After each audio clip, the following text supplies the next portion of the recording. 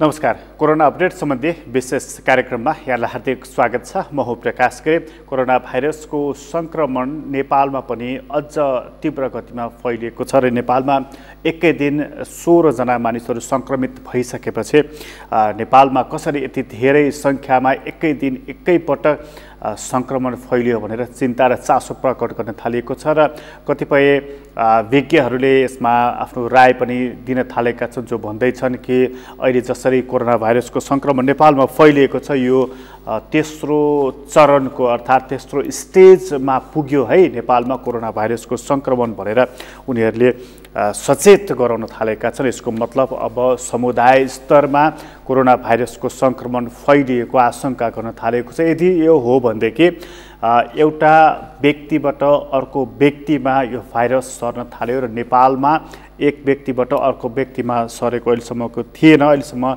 बाहिरबाट आएका मानिसमा कोरोना भाइरसको संक्रमण देखिएको थियो, तर यही एक व्यक्तिबाट अर्को व्यक्तिमा सरेको थिएन। अहिलेको स्थिति चाहिँ फरक खालको देखिएको छ र नेपालगञ्ज र वीरगञ्जमा देखिएको दुई घटनाले कम्युनिटी लेभलमा अर्थात् सामुदायिक तवरमा पुगेको अनुमान गर्न थालिएको छ र यो सँगै 75 जना मानिसहरू संक्रमित भएको छन् र 75 जना मध्ये 16 जना मानिसहरू यो रोगबाट उपचार गरी स्वास्थ्य लाभ गरी घर फर्किसकेका छन्। एउटा सुखद पक्ष रहेको छ भने एकै दिनमा यति ठुलो संख्यामा कोरोना भाइरसबाट संक्रमितहरू भेटिसकेपछि चाहिँ चिन्ता पनि देखिएको छ र यो चिन्ता एकातर्फ छ र अझै नेपालगञ्जको कुरा गर्ने हो भने त्यहाँ अरू थप मानिसहरूको पनि परीक्षण भइरहेको र उनीहरूको रिपोर्ट पनि आउन बाँकी रहेको स्थितिमा यो रिपोर्ट कस्तो आउला र यसले के सन्देश दिएला भन्ने अर्को पनि चासोको विषय बनिरहेको छ।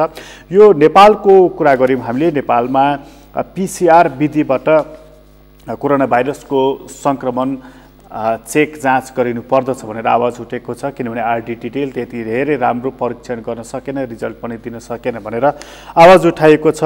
जर्मन सरकारले नेपाललाई 3000 यस्तो PCR किट दिएको कुराले पनि अलिकति हर्षित तुल्याएको छ। अब परीक्षणहरू त्यही स्तरमा पुग्नेछन् भनेर आशा पनि गर्न सकिन्छ।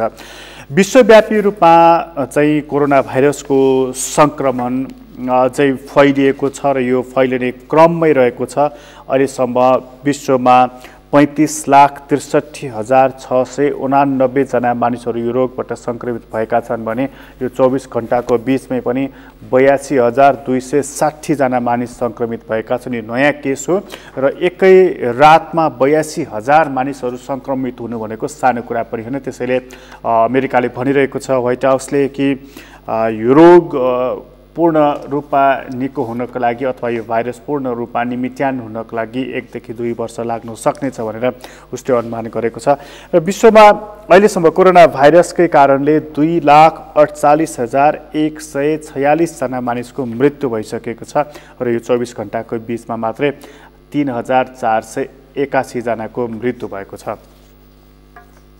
यसरी यो कोरोना भाइरसको संक्रमण देखिएको छ र यो संक्रमणले नेपाल पनि अछुतो रहेको छैन। नेपालमा संख्या वात्तै बढिदिँदाखेरि चिन्ता पनि व्यक्त गरिएको छ र यो चिन्ता यस कारणले पनि हो कि यो समुदाय स्तरमा फैलियो कि भनेर आशंका पनि व्यक्त गरिएको छ। यो कुन स्तरमा फैलिएको छ र नेपालगञ्जमा यसको तयारी कस्तो खालको गरिएको छ, हामी कुराकानी गर्नेछौँ। हाम्रा सहकर्मी हुनुहुन्छ मधु पौडेल नेपालगञ्जबाट, बाँकेबाट। मधुजी, जस्तो हामी हिजै मात्र पनि कुराकानी गर्दै थियौँ कि त्यहाँको स्थितिको बारेमा, तर साँझमा यसको उलटपुलट भएको छ, संख्या पनि वात्तै बढिदिएको छ। नेपालगञ्जमा थप मानिसहरूको परीक्षण भएको र त्यो रिजल्ट आउन बाँकी रहेको भन्ने कुराहरू पनि छ। यो यति धेरै एकैचोटि संख्यामा संक्रमितहरू देखिसकेपछि त्यहाँ चिकित्सकहरूको, स्वास्थ्य कर्मीहरूको भनाइ चाहिँ के रहेको छ मधुजी? जस्तो अहिले खास गरी बाँकेमा अहिले हिजोको रिपोर्ट अनुसार 15 जना प्लस 1 जना गरेर 16 जनाको कोरोना पोजिटिभ आउने बित्तिकै यहाँ अहिले खास गरी चिकित्सक, स्वास्थ्य कर्मीहरू लागिराख्नु भएको छ। खास गरी अहिले आजै पनि अब बाँकी जुन 55 जनाको रिपोर्ट मध्येमा 15 जना संक्रमित देखिएको थियो भनेपछि बाँकी जति अब 39 जतिको आज रिपोर्ट आउँदैछ भन्ने कुरा आइरहेको छ। खास गरी नेपालगञ्जबाट आज जस्तो 60 वर्षीय सङ्क्रमित परिवार सहित 39 जनाको रिपोर्ट आउने भन्ने कुरा आइरहेको छ प्रकाश। मधुजी, जस्तो यो रिपोर्ट अब आउँदैछ, रिपोर्ट कस्तो आउला त्यो हेर्दै जाउँला। जस्तो यो चाहिँ जुन रूपमा एकैचोटि 15 जनामा यो जुन सङ्क्रमण देखियो नि, त्यसलाई लिएर चाहिँ चिकित्सकहरू स्वास्थ्य कर्मीहरू के भन्दछन्? यो चाहिँ मतलब बाहिरबाट आएका मानिसमा हो कि एउटा व्यक्तिबाट अर्को व्यक्तिमा समुदायमा सरेको हो कि अथवा कसरी सरेको रहेछ, उनीहरूको भनाइ के रहेको छ?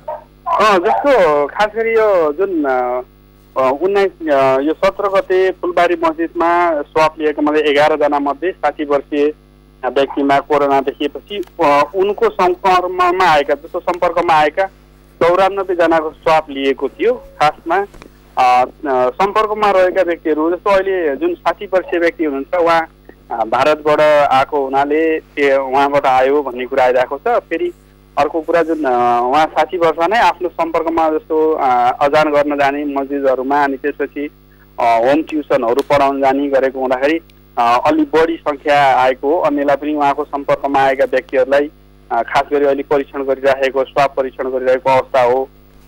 त्यसमध्येमा 15 जनामा सङ्क्रमित थपिएको भन्ने हामीले जानकारी प्राप्त भएको प्रकाशजी। अब जस्तो यो चाहिँ एउटै समुदायमा जुन देखिएको छ नि, मतलब यो एउटै यति धेरै फैलनुको पछाडिको कारण चाहिँ केही पत्ता लागेको छ त्यहाँ?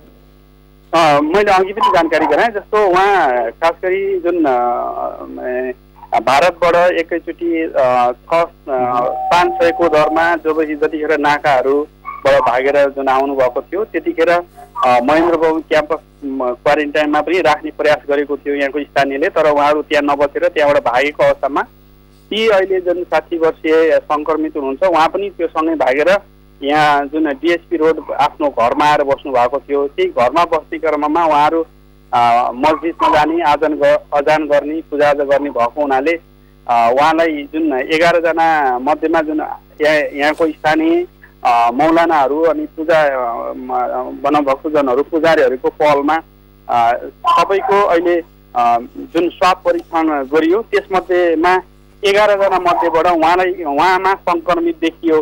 अनि त्यो देखिसकेपछि अनि उहाँको सम्पर्कमा को हुन सक्छन् त भनेर पत्ता लगाउँदै जाँदाखेरि एउटा टोलमै सबै जुन डिएसपी रोड 8 नम्बर वडा, यहाँको नेपालगञ्ज उपमहानगरपालिकाको 8 नम्बर वडा र 5 नम्बर वडामा गरेर त्यहाँको वडाका वासीहरूलाई को स्वाब परीक्षण गर्दाखेरि अनि यसरी यो 94 जनाको स्वाब परीक्षण गर्दाखेरि त्यसमध्येमा 55 जनाको रिपोर्ट अनुसार 15 जनामा सङ्क्रमित थपिएका थिए प्रकाशजी।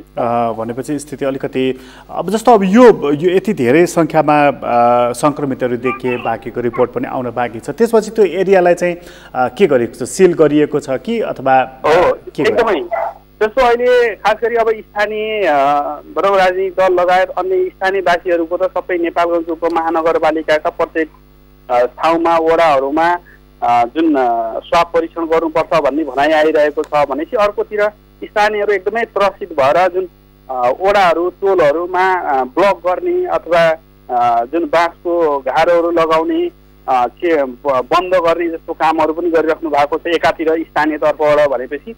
अर्कोतिर जुन स्थानीय प्रशासनले आफैले पनि यहाँको डिएसपी रो 8 नम्बर वडा नम्बर 8, 5 लाई सिज गरेको अवस्था छ अहिले। भनेपछि त्यो एरिया सिज गरिएको छ। र अनि जस्तो मधुजी, जस्तो अब यति धेरै मानिसहरू सङ्क्रमित भइसकेपछि र अरूको रिपोर्ट पनि आउन बाँकी भइसकेपछि समुदायको अरू मानिसमा पनि यो सङ्क्रमण फैलिएको हुनसक्छ। त्यहाँ परीक्षण गरिनुपर्ने आवश्यकता महसुस गरिएको छ कि छैन? हो, गरिएको छ। किन भनेपछि जस्तो उहाँ आफै पनि एउटा जुन टोलमा बस्ने र जुन हाम्रो यहाँ रानी तलाउ भन्ने एउटा छ सब्जी मन्डी, जुन तरकारीहरू बेचबिखन हुने गर्छ, त्यहाँ मान्छेहरू आवतजावत गर्ने हुँदाखेरि त्यसले गर्दाखेरि पनि अन्यमा पनि सङ्क्रमित हुन सक्ने सम्भावना पनि रहेको छ।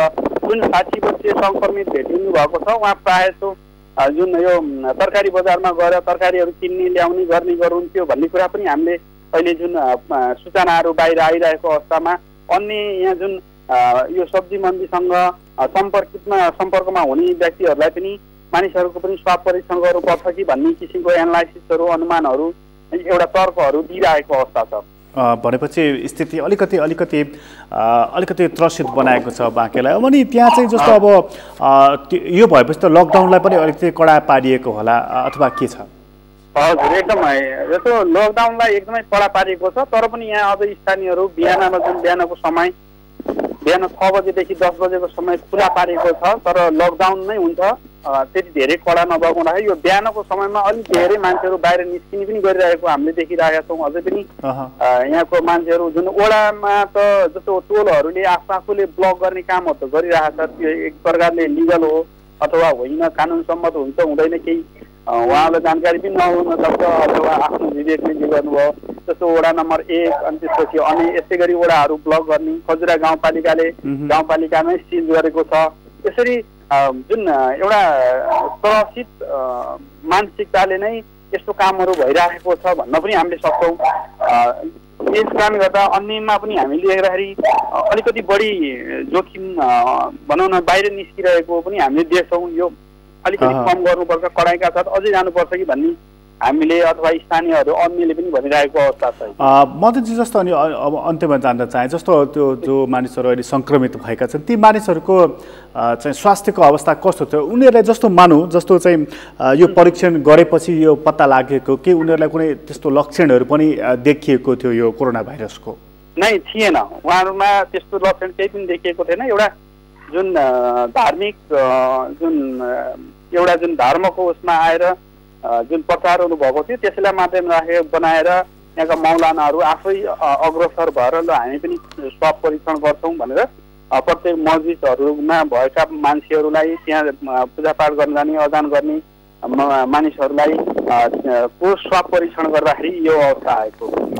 मधुजी तपाईँलाई धेरै धन्यवाद जानकारीको लागि। हाम्रा सहकर्मी मधु पौडेल हुनुहुन्थ्यो बाँकेबाट नेपालगञ्जबाट, त्यहाँको स्थितिको बारेमा जानकारी गराउँदै हुनुहुन्थ्यो। नेपालगञ्जको स्थिति फरक खालको देखिएको छ र यो हामी भन्दै आएका छौँ हरेक दिन, जसो कि लक्षण देखिँदा त थाहा हुन्छ कि यो मानिस बिरामी छ अथवा यो मानिसलाई कोरोना भाइरस लागेको छ भनेर, तर बिना लक्षणको मानिस जब कोरोना भाइरस लागेको देखिन्छ तब बडा डर लाग्दो हुन्छ, किनभने मानिसलाई थाहा हुँदैन, ऊ स्वयंलाई पनि थाहा हुँदैन कि मलाई कोरोना भाइरस लागेको छ भनेर, तर थाहा नपाइकन ऊ कोरोना भाइरस बोकेर हिँडिरहेको हुन्छ र उसले अन्य मानिसलाई पनि सारिरहेको हुन्छ। यो सबैभन्दा डरलाग्दो विषय हो र त्यसैले हामी कहाँ नेपालमा खास गरी कोरोना भाइरसको लक्षण देखिएर भन्दा नदेखिएर बढी केसहरू आइरहेका छन्। यसतर्फ अनुसन्धान गर्नुपर्ने देखिएको छ। हाम्रा रिसर्चरहरूले, स्वास्थ्य कर्मीहरूले, माइक्रोबायोलोजिस्टहरूले यसबारेमा किन लक्षण नदेखिकन हामी कहाँ कोरोना भाइरस लागिरहेको छ र त्यस्ता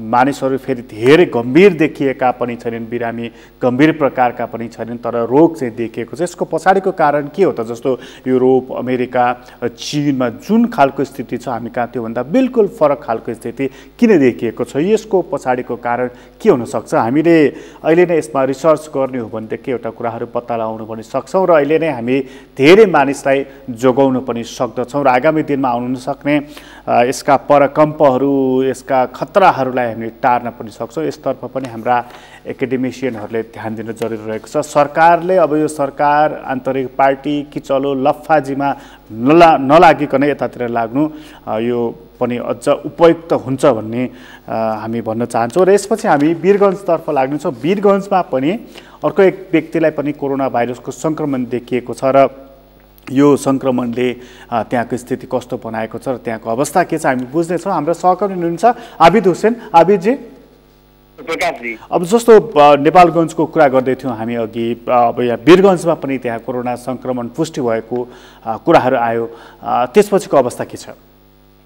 प्रकाशजी, हिजो भर्खर मात्रै वीरगञ्ज महानगरपालिका वार्ड नम्बर 3 का 36 वर्षीय युवकमा कोरोना सङ्क्रमण पुष्टि भइसँगै यहाँको अवस्था झन् त्रसित बनेको छ र यहाँ थप यहाँ एरियालाई प्रहरीले निगरानी गरिरहेको छ।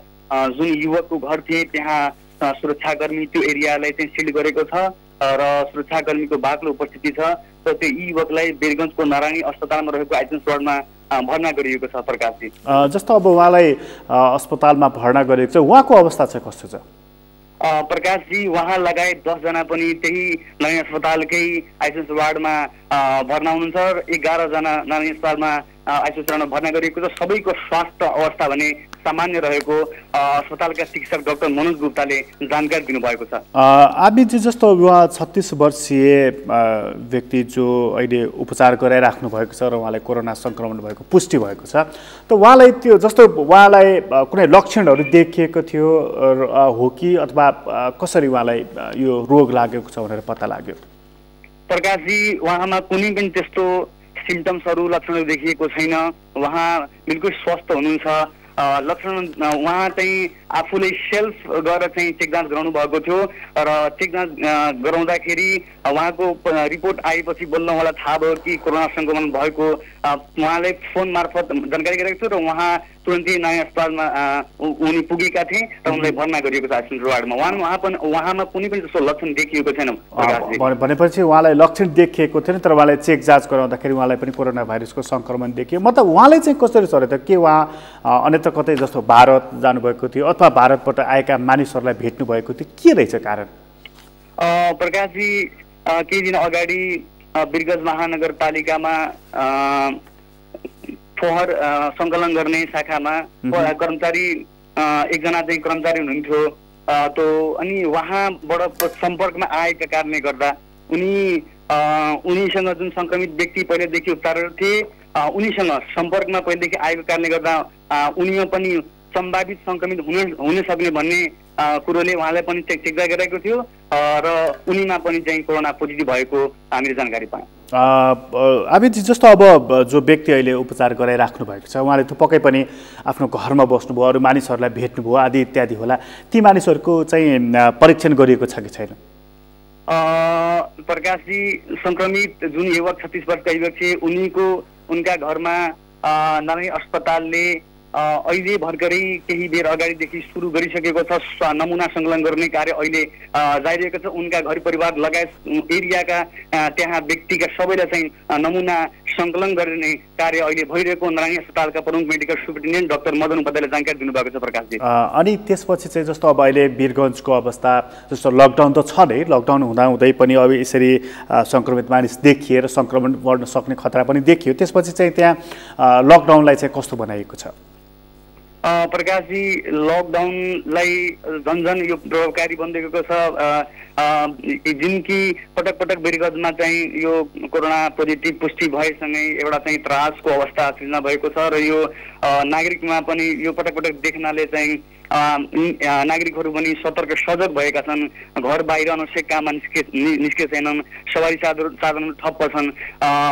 अब यो पछिल्लो अवस्था जुन सामान्य अवस्था भएको कारणले गर्दा अलिक खुकुलो गरेको थियो यो लकडाउन, तर अहिले चाहिँ फाटाफुटो यो जुन कोरोना पोजिटिभ केसहरू आउन थाले त्यस पछाडि यहाँ अलिकता यो लकडाउनले झन् प्रभावकारी पारिएको छ। प्रकाश, भनेपछि अलिकति टाइट गरिएको छ र यो टाइट गरिएपछि मतलब अब मानिसलाई अलग थलग राख्न सकियो भनेदेखि जित्न सकिन्छ भन्ने मानसिकताले गरिएको हुनसक्छ। र जस्तो अब त्यो स्वास्थ्य कर्मीहरूसँग पनि तपाईँले कुराकानी गर्नुभएको छ, उनीहरूको समस्या अथवा उनीहरूले आवश्यक परेको केही कुराहरू छ कि?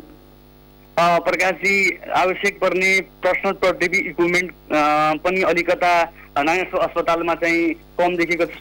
स्वास्थ्य कर्मीले भने चाहिँ सुरक्षा सामग्री नहुँदाखेरि अलिक समस्या परेको छ। त्यसै गरी नयाँ अस्पतालमा रहेको PCR परीक्षण गर्ने मसिन पनि आएको थुप्रै दिन भइसक्यो, तर त्यसमा चाहिने आवश्यक उपकरण इक्विपमेन्ट्सहरू नआउँदाखेरि समस्या भएको छ। PCR त्यतिकै थन्किएको छ र PCR सञ्चालन अहिलेसम्म आउन सकेको छैन। आबिजी, तपाईँलाई धेरै धन्यवाद जानकारीको लागि। हाम्रा सहकर्मी आबिद हुसेन हुनुहुन्थ्यो वीरगञ्जमा पनि कोरोना भाइरसबाट सङ्क्रमित भएको व्यक्ति फेला पर्नुभयो र उहाँको अहिले नारायणी अञ्चल अस्पतालमा उपचार भइरहेको छ र त्यो उपचार त भइरहेको छ, तर आइसोलेसनमा अरू बिरामीहरू पनि रहेका छन् र उपचारको क्रममा जाँदाखेरि पनि बिरामीहरूलाई चाहिँ लक्षण देखिएको छैन। अघि पनि भन्दै थिएँ मैले कि यो रोगको लक्षण हुन्छ जस्तो हामी सुरुमा भन्दै गर्दै थियौँ कि खोकी लाग्ने, हाच्छिउँ आउने, ज्वरो आउने, जुन यी कुराहरू गर्ने गर्दथ्यौँ हामीले, श्वास प्रश्वासमा समस्या आउने। तर पछिल्ला केसहरू जति पनि आइरहेका छन् नेपालमा त्यो लक्षण देखिएर भन्दा लक्षण नदेखिकन आइरहेका छन् र परीक्षण नमुना सङ्कलन गर्ने परीक्षण गर्दाखेरि कोरोना भाइरस भएको पुष्टि हुने गरेका छन्। त्यसैले गर्दाखेरि पनि हामी झन् धेरै सतर्क हुनुपर्ने सचेत हुनुपर्ने अवस्था रहेको छ। किनभने लक्षण नदेखिकन जब मानिस बिरामी हुन्छ र त्यो मानिसले भाइरस बोकेर हिँडिरहेको हुन्छ भने यो झन् डरलाग्दो विषय हो। त्यसैले नेपालगञ्जको मात्र नि वीरगञ्जको पनि यही अवस्था रहेको रहेछ र वीरगञ्जको अर्को एउटा कुरा पनि हाम्रा साथीले भन्दै हुनुहुन्छ कि त्यहाँ PCR मेसिन राखिएको छ तर त्यसलाई चलाउनको लागि चाहिने आवश्यक उपकरणहरू नल्याइदिँदाखेरि त्यो सञ्चालन हुन सकेको छैन। रोगको सङ्क्रमितहरू देखिएका छन्, PCR परीक्षण गर्नको लागि मेसिन चाहिँ थन्किएर बसेको छ। यो पनि विडम्बनापूर्ण कुरा हो। यसतर्फ पनि सरकारको ध्यान दिन जरुरी रहेको छ। रोकिएको केले हो? यस्ता बेलामा रोकेका सानातिना कुराहरूलाई तत्काल छिटो चाहिँ कार्यान्वयनमा लैजानु पर्दछ। यहाँनिर सम्मान पाउने कुरा, पदक पाउने कुरा, प्रतिष्ठा पाउने कुरामा हानथाप हुने, तर बिग्रेको भत्केको नबनेका कुराहरूलाई बनाउनको लागि चाहिँ कसैले पनि हानथाप नगर्ने यो हाम्रो पुरानै रोग हो। अहिले पनि देखिएको छ वीरगञ्जमा। यसतर्फ पनि ध्यान जाओस् भनेर म फेरि पनि आग्रह गर्न चाहन्छु। त्यसपछि उदयपुरतर्फ लाग्नेछौँ। उदयपुरमा केही दिन अगाडि धेरै मानिसहरू सङ्क्रमित देखिएका थिए। 28 जना त त्यहाँ सङ्क्रमित देखिएका थिए। त्यसपछिको अवस्था के छ हामी कुराकानी गर्नेछौँ। हाम्रा सहकर्मी हुनुहुन्छ गणेश उप्रेती उदयपुरबाट। गणेशजी। हजुर प्रकाशजी। जस्तो अलि अस्ति उदयपुर अलि बढी सङ्क्रमितहरूको सङ्ख्या भएको जिल्लाको रूपमा गनिएको थियो। अब अहिले नेपालगञ्ज आइरहेको छ त्यसरी। र उदयपुरको पनि भुल्के एरिया जहाँ अस्ति हामी कुरा गर्दैथ्यौँ त्यो सिल गरिएको छ र त्यो ठाउँमा अलिकति स्थिति फरक छ भनेर अहिलेको अवस्था चाहिँ के छ त्यहाँको?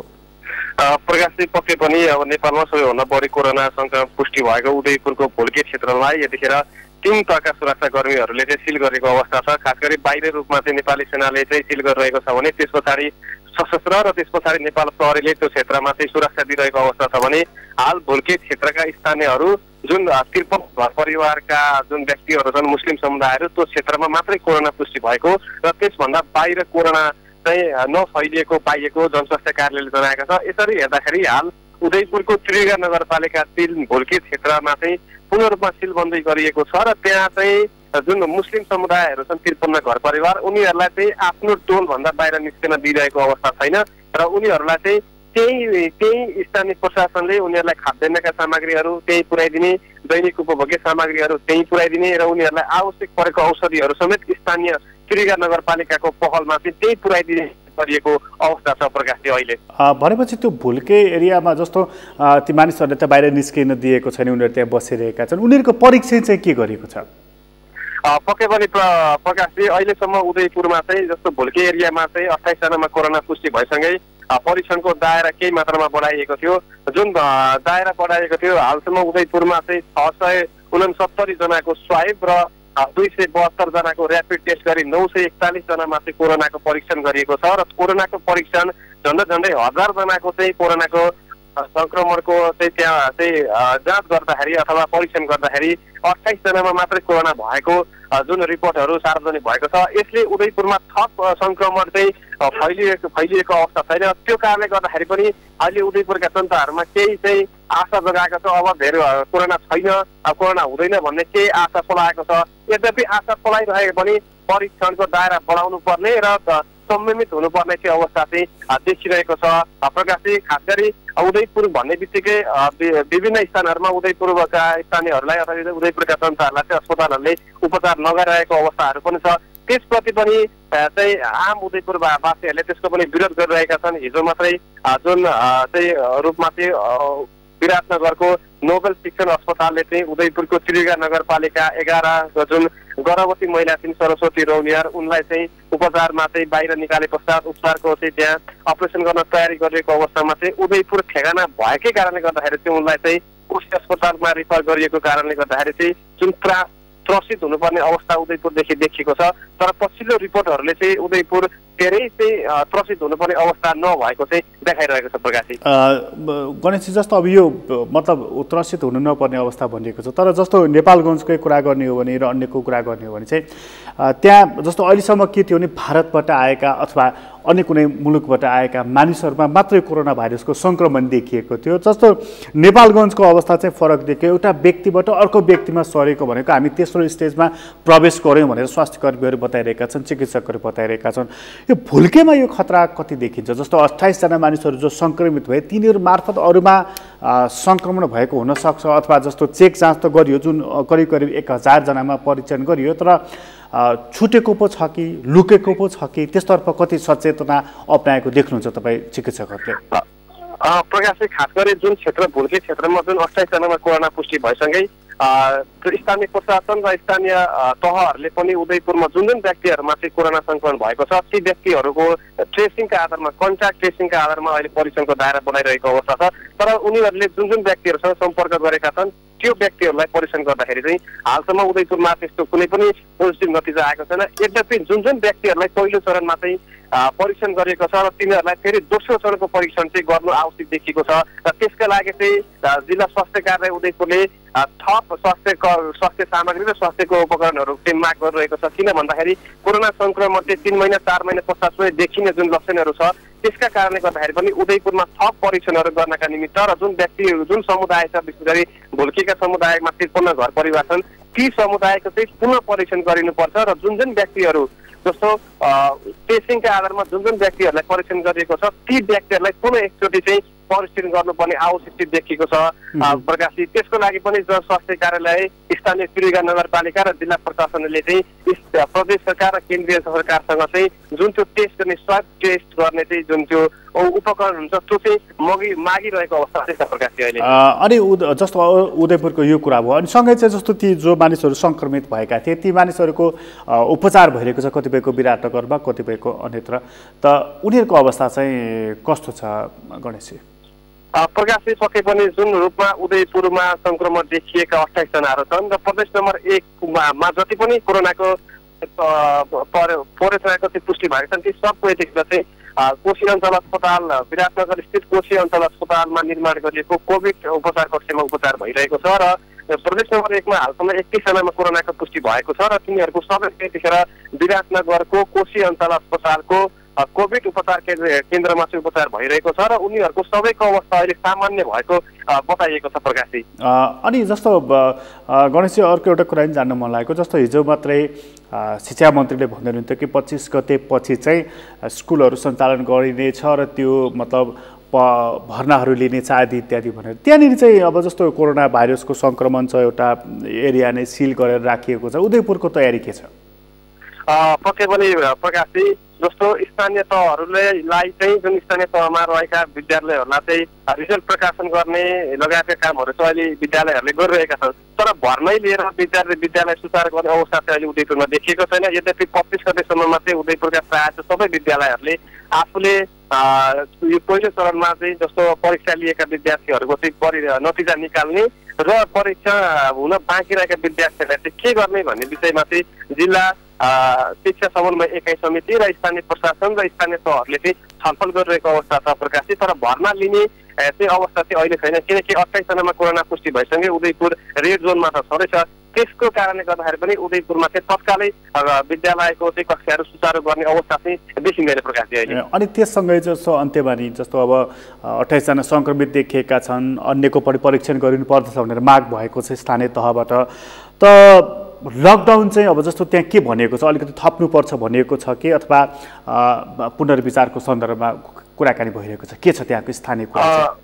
होइन प्रकाशजी, पक्कै पनि 28 जनामा कोरोना पुष्टि भएसँगै यहाँका स्थानीयहरूमा त्रसित छँदैछन्। त्यसमा पनि उदयपुरमा चाहिँ जुन चाहिँ प्रदेश नम्बर 2 को सप्तरी र सिरासँग पनि प्रत्यक्ष रूपमा चाहिँ आउजाउ भएका कारणले गर्दाखेरि पनि उदयपुरमा तत्कालै चाहिँ लकडाउन खोलाउनु हुँदैन भन्ने पक्षमा चाहिँ स्थानीयहरू छन्। तर यद्यपि अति आवश्यक निर्माणका कुराहरू भए, जस्तो राष्ट्रिय गौरवका आयोजना भए, यिनीहरूलाई चाहिँ सुरक्षाका साधनहरू अपनाएर काम गर्न दिनुपर्छ। जस्तो कृषकहरूलाई उत्पादन गर्न दिनुपर्छ र त्यसको लागि स्थानीय प्रशासनले सबै किसिमको सुरक्षा अपनाउन लगाएर चाहिँ कामहरू सुचारू गर्नुपर्छ। तर अहिले नै उदयपुरलाई चाहिँ पुरै लकडाउन खुल्ला गरेर चाहिँ पहिलेको जस्तो वातावरण बनाउनु चाहिँ हुँदैन भन्ने यहाँका आम हामी सञ्चारकर्मीको त्यही माग छ, नागरिक समाजले पनि त्यही माग छ र यहाँका बुद्धिजीवीहरूको पनि त्यही माग रहेको छ प्रकाशजी। खास गरी तत्काल उदयपुरलाई चाहिँ लकडाउन खुला गर्नु हुँदैन भन्ने नै यहाँको चाहिँ सबैको आवाज चाहिँ छ प्रकाशजी। अहिले गणेशजी तपाईँलाई धेरै धन्यवाद जानकारीको लागि। हाम्रा सहकर्मी गणेश उप्रेती हुनुहुन्थ्यो उदयपुरबाट। उदयपुरको स्थिति फरक खालको देखिएको छ, अन्यत्रको जस्तो होइन।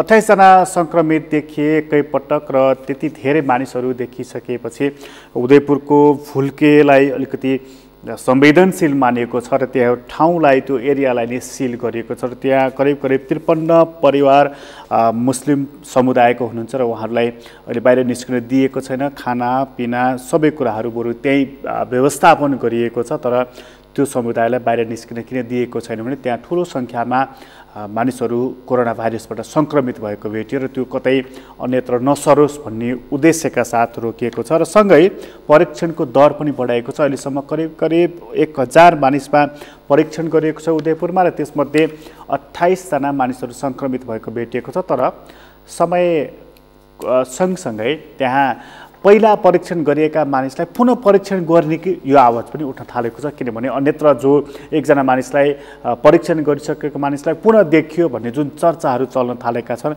त्यो चर्चाले गर्दाखेरि पनि उदयपुरमा काम गर्न थालेको छ र उदयपुर अहिले नै लकडाउन खोल्ने मनस्थितिमा पनि छैन। सँगसँगै उदयपुर अर्को कुन पनि मनस्थितिमा छैन भने अहिले नै स्कुल सञ्चालन गर्ने त्यो मनस्थितिमा पनि उदयपुर रहेको छैन। बरु स्थानीयले लकडाउन थपिदेऊ भनेका छन् र त्यो सिल गरिएको एरियामा पुनः परीक्षण गर भनेर उनीहरू भनिरहेका छन्। बरु परीक्षण गर्ने विधि उपकरणहरू स्वास्थ्य कर्मीहरू त्यो प्रोटेक्टिभ हुन् र ती सुविधा सम्पन्न पनि हुन् र रिजल्ट पनि राम्रो आओस्, यो पनि उनीहरू कामना गरिरहेका छन्। स्थिति अलिकति फरक रहेको छ उदयपुरको। यसलाई अलिकति संवेदनशील ढङ्गबाट हेरिनु पर्दछ। राज्यको आँखाबाट पनि स्थानीय तहबाट नपुगेका कामलाई केन्द्रीय तहबाट पनि सहयोग गर्नुपर्ने र सघाउ पुर्याउनु पर्ने अवस्था पनि देखिएको छ उदयपुरमा। उदयपुरपछि हामी एकछिन कास्कीतर्फ लाग्नेछौँ। कास्कीमा हामी कुराकानी गर्नेछौँ माछापुच्छ्रे गाउँपालिकाको प्रमुख हुनुहुन्छ हामीसँग यति बेला कर्णबहादुर गुरुङ, उहाँसँग कुराकानी गर्नेछौँ। कर्णबहादुर गुरुङजी, यहाँलाई स्वागत छ सगरमाथा टेलिभिजनमा। धन्यवाद। अनि अब हामी कुरा गरिरहेका छौँ नेपालगञ्जदेखि उदयपुरसम्म हामीले कुराकानी गऱ्यौँ। यो कोरोना भाइरसको सङ्क्रमण बढिरहेको छ दिनदिनै, कम्युनिटी लेभलमा गयो कि भन्ने डर पनि भइरहेको छ। कास्कीमा अब एउटा स्थानीय तह गाउँपालिकाको तपाईँ प्रमुख हुनुहुन्छ, त्यहाँ तपाईँहरूले चाहिँ कस्तो खालको व्यवस्थापन गरिराख्नु भएको छ? यो व्यवस्थापनको हकमा सुरुमा जतिखेर लकडाउनको स्थिति आयो, जतिखेर नेपालमा पहिलो सङ्क्रमित व्यक्तिको स्वाब परीक्षणबाट पोजिटिभ नतिजा आयो, त्यो बेलादेखि नै हामी सतर्क छौँ। यो सन्दर्भमा हामीले लकडाउनलाई प्रभावकारी बनायौँ। कुनै पनि व्यक्ति जो चाहिँ विदेशबाट यहाँ आफ्नो घरमा आउनु भएको थिए तिनीहरूको पहिचान गऱ्यौँ, उनीहरूको स्वास्थ्य निरीक्षण गऱ्यौँ, उहाँहरूलाई क्वारेन्टाइनमा राख्यौँ र पछिल्लो क्रममा उहाँहरूको जुन क्वारेन्टाइनको समयावधि समाप्त भयो त्यो सँगै हामीसँग जम्मा 30 जना हुनुहुन्थ्यो उहाँहरू। तीमध्ये 9 जनाको स्वाब परीक्षण गऱ्यौँ PCR विधिबाट, सबैको नेगेटिभ आए। त्यसपछि आरटी पनि गऱ्यौँ अरू बाँकी रकारको। त्यसो गर्दाखेरि हामी कहाँ त्यस्तो सङ्क्रमित भएको चाहिँ व्यक्तिहरू चाहिँ छैन भन्ने हाम्रो विश्वास हो। भनेपछि अहिले चाहिँ तपाईँहरूले त्यहाँ परीक्षण गर्नुभएको छैन त्यसपछि होइन? त्यसपछि कोही पनि आउनु भएको छैन विदेशबाट। समग्र गण्डकी प्रदेशले राम्रो काम गरिरहेको अवस्थामा हामी कहाँ त्यस्तो सङ्क्रमित हुने जोखिममा परेका व्यक्तिहरू चाहिँ हुनुहुन्न। जस्तो अब यो जोखिममा परेका व्यक्तिहरू हुनुहुन्न, आशंका गरिएका व्यक्तिहरूलाई तपाईँहरूले परीक्षण गरिसक्नुभयो र उनीहरूको रिपोर्ट नेगेटिभ आएको छ। यसपछि चाहिँ अब जस्तो तपाईँहरू कुन मनस्थितिमा हुनुहुन्छ? जस्तो अहिले नेपालगञ्ज उदयपुरमा जुन मनस्थिति छ त्यहाँ चाहिँ त्रसित खालको अवस्था, किनभने धेरैभन्दा धेरै मानिसहरू सङ्क्रमित भएको अवस्था देखिएको छ। अब कास्कीमा त त्यो समस्या देखिएन, अझ तपाईँको गाउँपालिकामा त त्यो समस्या देखिएन। तपाईँहरू चाहिँ अब यो लकडाउनको बारेमा तपाईँहरूको भनाइ के रहेको छ? थप्नुपर्ने देखिराख्नु भएको छ कि यसलाई पुनर्विचार गर्न जरुरी छ भन्ने ठाउँमा पुग्नु भएको छ? के छ? स्वाभाविक रूपमा जहाँ चाहिँ अहिले सङ्क्रमितहरूको नयाँ पुष्टि भइरहेको छ त्यसको कन्ट्याक्ट ट्रेसिङदेखि लिएर उनीहरूको ट्राभल हिस्ट्री, तिनीहरूको उठबसको कुराहरू निगरानी गर्नु स्वाभाविक हो। त्यो ठाउँमा त्यसरी जुन अब आज लकडाउन भएको पनि महिनौ बितिसक्यो र देखिरहेको छन्, त्यो अवस्थामा जहाँ देखिएको छ त्यो ठाउँमा जोखिम हुनु, त्यो ठाउँमा त्रसित हुनु स्वाभाविक पनि हो। तर सँगसँगै यो जुन दोस्रो लेभलमा प्रवेश गरिसक्यो कोरोना, समुदाय स्तरमा नै अब यो फैलेको भन्ने पुष्टि भइसकेपछि त्यो ठाउँबाट चाहिँ हामी कहाँ पनि आउँदैन भन्न सकिन्न। किनभने सार्वजनिक यातायात सबै खुला गर्यो, लकडाउनलाई खुला गर्यो भनेदेखि त मान्छेको कामहरू पर्छन्, व्यक्तिहरूको आवत हुन थालेपछि त्यो आउँदैन भन्न सकिन्न। त्यस अर्थमा अब यो लकडाउनलाई जुन नकारात्मक असर परेको छ आर्थिक क्षेत्रमा, विभिन्न क्षेत्रहरूमा, त्यसलाई पनि सरकारले अथवा राज्यले हेर्नुपर्ने ठाउँ भएको हुनाले दैनिक जीवनीसँग जोडिएको छ, गरिबीसँग जोडिएको छ, भोकमरीसँग जोडिएको छ।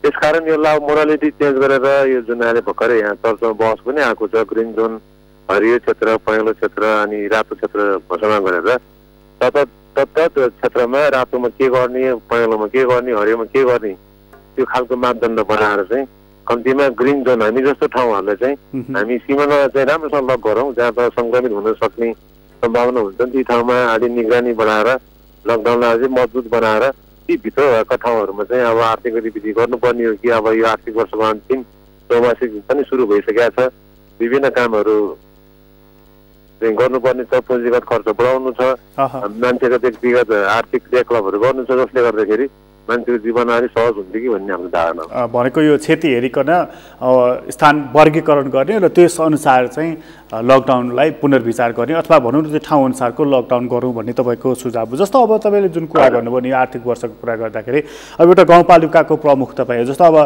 यो 1.5 महिना त करिब लकडाउन नै भइसकेको छ। अब 15 गते त सङ्घीय सरकारले बजेटै ल्याउनु पर्ने छ, जेठको तपाईँहरूले चाहिँ असारको उसमा मसान्तमा ल्याउनु पर्ने छ।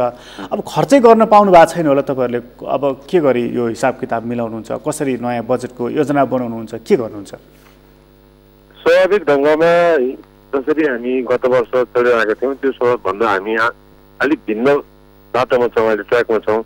जतिखेर हामी दोस्रो चौमासिक अथवामा चाहिँ सबै इस्टिमेटहरू गराएर उपभोक्ता समिति मार्फत गर्नेहरू समिति गठन गऱ्यौँ, त्यसपछि टेन्डरमा जानुपर्नेहरू टेन्डरको सबै पेपरहरू तयार गऱ्यौँ र प्रकाशित गरिसकेका थियौँ र धमाधम कामहरू सम्झौता भएर कामहरू अघि बढिरहेको अवस्थामा यो जुन सङ्क्रमणको जुन महामारीको चाहिँ यो चपेटामा पर्यो, त्यसले गर्दाखेरि सबै कुराहरू जहाँ थियो त्यहीँ ठप्प भएको छन्। कतिपय ठाउँमा हाम्रो गाउँपालिकामा धेरै योजनाहरू थिए, सङ्घीय सरकारको, प्रदेश सरकारको, स्थानीय सरकारको, त्यहाँ काम गर्ने खास गरी चाहिँ निर्माण क्षेत्रमा काम गर्ने हाम्रो कामदारहरू चाहिँ विभिन्न प्रदेशबाट खास गरी हामीले यहाँ आज थाहा पायौँ काम गर्ने जुन राहत पाउने सिलसिलामा धेरै ठेकदारहरूले चाहिँ निर्माण व्यवसायहरूले प्रदेश नम्बर 5 को सल्यानदेखि लिएर दाङ, यता चाहिँ खोटाङ, प्रदेश नम्बर 1 देखि अथवा 3 देखि विभिन्न अर्को जिल्लादेखि हाम्रो प्रदेशको पनि अन्य जिल्लाबाट चाहिँ धेरै कामदार आउनु भएको थियो। तीमध्ये पनि धेरै 90% जति फर्किसक्नुभयो हुँदै 200 देखि 250 मान्छेहरू फर्किसक्नु भयो आफ्नो घरमा, काम भएन भनेर फर्किनु भयो। त्यस अर्थमा अब हामी काम यति स्मुथली गइरहेको थियो कि त्यो चाहिँ ठ्याप्प ब्रेक भयो, जसले गर्दाखेरि अहिले हामीले मैले हिजो पनि गाउँपालिका गएर हेर्दाखेरि हाम्रो 42% भन्दा बढी पुँजीगत खर्च हुन सकेको छैन। सम्भवतः यो काम नरोकेको भए थियो कि अहिले हामी 70% को हाराहारीमा खर्च गर्ने आएको त पुगिसक्थ्यौँ। त भन्दाखेरि हामी कहाँ अब एकातिर विकास निर्माण चाहिँ ठप्प रोकिएको छ, जनताको अपेक्षा विकास निर्माण होस् भन्ने थियो, त्यो चाहिँ पुरा हुन सकेको छैन। अर्कोतिर पुँजीगत खर्च गर्न सकेको छैनौँ। त्यसको अर्थतन्त्रमा असर भनेको हामी जुन गरिबीको चाहिँ रेखा मुनिबाट बिस्तारै माथि उकासिरहेको थियौँ, फेरि पुनः ती जनताहरू, ती मजदुरहरू, ती जुन श्रम गरेर खाने व्यक्तिहरू फेरि पुनः भोकमरीको चपेटामा परेर गरिबीको रेखा पनि धकिलिन्छ कि भन्ने चाहिँ हाम्रो चिन्ता हो। अब जस्तो तपाईँले एउटा बडा महत्त्वपूर्ण कुरा गर्नुभयो, 42% भन्दा माथि यो पुँजीगत खर्चै हुन सकेको छैन, किनभने फ्रिज भयो नि त, सबै कुराहरू रोकेर बसेको छ अहिले। अब आर्थिक वर्षको पनि मसान्तमा हामी आउन लागिसक्यौँ, अब के गर्ने त त्यसपछि? अब के गर्ने भन्दा पनि अब सुरुमा त हामी यो कोभिडकै विरुद्धमा केन्द्रित भइरहेका छौँ। विभिन्न स्वास्थ्य संस्थाहरूमा उहाँहरूलाई स्वास्थ्य कर्मी जो चाहिँ अनलाइन बसेर सेवा दिनुहुन्छ उहाँहरूलाई मजबुत बनाउने, उहाँहरूलाई मोटिभेट बनाउने, उहाँहरूलाई जुन जुन चाहिन्छ हामीले यो व्यक्तिगत सुरक्षा कवच भन्छौँ हामी, ग्लोभदेखि लिएर सबै कुरा सारा जुन जुन इक्विपमेन्टहरू छन् त्यसलाई चाहिँ सबैसँग भर्ती गर्ने र सकेसम्म कोही पनि सङ्क्रमित नहोस् र भइहाले पनि परीक्षण गर्नको निमित्त उहाँहरूले चाहिँ उत्प्रेरित गराउने, फेसिलिटेट गराउने हाम्रो चाहिँ लक्ष्य छ। त्यस कारण सुरुमा हामी कोभिडले जित्नुपर्ने छ सबै मिलेर। त्यसको एउटै मात्रै उपाय भनेको लकडाउन नै चाहिँ सफल बनाउने हो। अथवा हामीको सङ्क्रमित देखिएन भनेदेखि आफ्नो सिमाना चाहिँ राम्रोसँग मजबुत गरेर ती भित्रहरू चाहिँ अरू क्रियाकलाप गराउने नै हाम्रो लक्षित हुनेछ। त्यो पहिलो काम त्यो हुनेछ। सँगसँगै यो समयले फेरि अब यो नयाँ बजेट अर्को वर्षको लागि आगामी वर्षको लागि बजेट तर्जुमा गर्नुपर्ने, नीति कार्यक्रम तर्जुमा गर्नुपर्ने र हामी अहिलेसम्म भएको कुरा समीक्षा गरेर अर्को वर्ष कसरी जान्छौँ भनेर चाहिँ हामी छलफल गरिरहेको छौँ। हस्, यहाँलाई धेरै धेरै धन्यवाद हामीले समय दिनुभएकोमा। हामीले कुराकानी गर्दै थियौँ माछापुच्छ्रे गाउँपालिकाका प्रमुख कर्णबहादुर गुरुङसँग र उहाँसँगको कुराकानी अहिलेको लागि यति नै महत्त्वपूर्ण कुरा गर्दै हुनुहुन्थ्यो उहाँले कि गाउँपालिकाको स्थितिको बारेमा र कास्कीमा त समस्या देखिएको छैन, तर अहिलेसम्म 42% मात्रै पुँजीगत खर्च देखिएको छ कास्कीमा र काम भइरहेको थियो रफ्तारमा। तर कोरोनाले गर्दाखेरि कामदारहरू बाहिर निस्किनु भएको छ, आफ्नो आफ्नो ठाउँमा उहाँहरू फर्किनु भएको छ। यसको असर विकास निर्माणका कामहरूमा भएको छ, पूर्वाधार निर्माणमा यसले प्रत्यक्ष असर पारेको छ। त्यसलाई कसरी पुरानै ट्र्याकमा ल्याउने भन्ने कुरा चाहिँ त्यति बेला मात्रै सोच्न सकिनेछ जब यो कोरोना भाइरसको सङ्क्रमण घट्नेछ, रोग घट्नेछ र यो त्रास भनौँ, यो भय भनौँ घटेर जानेछ। त्यसपछि मात्रै त्यति बेला मात्रै सोच्न सकिनेछ। उहाँले यो कुरा गर्नुभएको छ। सँगै उहाँले एउटा महत्त्वपूर्ण कुरा के पनि गर्नुभएको छ भने नेपालमा जहाँ कोरोना भाइरसको सङ्क्रमण उच्च देखिएको छ, जुन उच्च जोखिममा परेको छ, त्यो ठाउँ हेरिकन वर्गीकरण गरौँ न। जहाँ रेड जोन परेको छ त्यसलाई पूर्ण लक गरौँ, अनि त्यसै गरी येलो ग्रिन यसरी तोकेर जहाँ ग्रिन जोनमा परेको छ सीमाहरू लक गरेर भित्रको गतिविधिहरू खुला गर्न सकिन्छ। यो कुरा उहाँले सुझावको रूपमा राख्नुभएको छ। सरकारलाई यो सुझावले काम पनि गर्न सक्छ। विश्वव्यापी रूपमा पनि यो कोरोना भाइरसको सङ्क्रमण यस्तै देखिएको छ। अहिले विश्वव्यापी रूपमा नै चर्चा चलिरहेको छ कि यो सङ्क्रमण 1-2 वर्षसम्म पनि चल्न सक्दछ। त्यो 1-2 वर्षसम्म यदि सङ्क्रमण पनि रहिरह्यो, बिरामीहरू पनि रहिरहे, भाइरस निमित्यान्न भएन भनेदेखि के गर्ने? यसै गरी लकडाउन गरिराख्ने कि विश्वको अर्थतन्त्रलाई नै पुरै यसले रोकेको छ, छेकेको छ, निर्माण विकासका कामहरूमा रोकेको छ। र कतिपय मानिसहरू जो सिद्धान्तमा काम गर्छन्, दर्शनमा अध्ययन गर्छन्, खेल्छन्, ती मानिसहरू के भन्दैछन् भने यो कोरोना भाइरसकै कारण अब पुँजीवादी व्यवस्थामाथि पनि प्रश्न उठ्न थालेको छ भनेर कतिपय मानिसहरू पनि बहस गर्न थालेका छन्। त्यो बहसमा त्यति बेला प्रवेश गर्न सकिन्छ जब यो कोरोना भाइरसको सङ्क्रमणको दर घट्दै जानेछ। तर विश्वव्यापी रूपमा चाहिँ घटेको छैन यो सङ्क्रमणको दर। जस्तो अमेरिकामा मात्रै कुरा गर्ने हो भनेदेखि पनि त्यहाँ 11,88,000 भन्दा बढी मानिसहरू सङ्क्रमित भइसकेका छन् र त्यहाँ 68,598 जना मानिसको मृत्यु भइसकेको छ। र यो युरोपमा पनि त्यस्तै खालको स्थिति छ। र हामीले हेर्नुपर्ने भारतको छ, किनभने त्यहाँबाट नै सङ्क्रमण हामी कहाँ आइरहेको छ र कसै न कसै गरी पसिरहेको छ। त भारतमा अहिलेसम्म 42,505 जना मानिस सङ्क्रमित भएका छन् र ती सङ्क्रमित मानिसमध्ये 1391 जना मानिसको मृत्यु भइसकेको छ र यो 24 घण्टाको बिचमा मात्र 68 जनाको मानिसको मृत्यु भइसकेको छ। यो भारतको खबर हो र यो खबर आइरहँदाखेरि र यसरी सङ्क्रमण बढिरहँदाखेरि असर भारतमा परेको छ, चिन्ता हामीलाई पनि परेको छ। त्यसैले पनि हामी सतर्क रहनुपर्ने, सजग रहनुपर्ने देखिएको छ र सतर्क हुनुपर्नेछ। तर सतर्क सँगसँगै हामीले उपचारको विधिलाई पनि अपनाउनु पर्नेछ र अर्को विधिहरू के हुन सक्नेछन् त्यतातर्फ पनि ध्यान दिनुपर्नेछ। जसरी सरकारले स्कुल खोल्छौँ भनेको छ, स्कुल खोल्दाखेरि एउटा बच्चाबाट अर्को बच्चामा रोग सङ्क्रमण नफैलियोस् र एउटा बच्चाबाट उसको घरसम्म रोग फैलेर नजाओस् भन्ने तर्फ पनि सरकारले सोच्नुपर्छ। कोरोना अपडेट सम्बन्धी विशेष कार्यक्रम अहिलेलाई यति नै। कार्यक्रमबाट म प्रकाश गिरीलाई बिदा दिनुहोस्। सगरमाथा टेलिभिजन हेर्दै गर्नुहोला। नमस्कार।